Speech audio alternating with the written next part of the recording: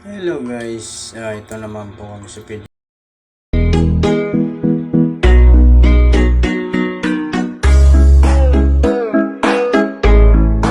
Sa camera, tingnan niyo po. Oh my God! Yan po ay natutulog, kala niyo po na po. Ayan, pati yung aking anak. Ako po ay ginawa nilang taga-karga. Dahil ako ay oh my God! Wow! Pagod na dyan sa kakantay. Sakta. Yan po. Ay masyado na po kami matagal dyan. Simula pa kami ng umaga. Kakantay sa sobrang haba-haba ng pila. Sa sobrang haba ng pila. Ayan po, nakatulog na sila.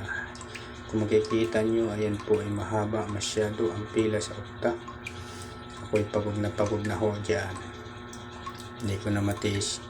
Ang bigat pa ng anak ko. Tapos ang haba-haba pa ng pila. Ay, hindi ko na kaya. So ayun po ay kami po ay natawag dyan bandang 4:30 ng hapon. So umaga pa kami nakarating. Alas 7. Yun ho. Ayan. Kung makikita nyo hanggang sa dulo ho yung mga tao na yan. Mga nagpapachika po yan sa mata. Yan ho. Sobrang pagod ko na dyan ha. Sa kapagod, napakaraming pagod.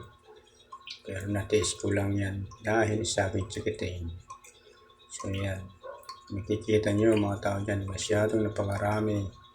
Iba-ibang lugar na napupunta dahil yan sa PGH Maynila.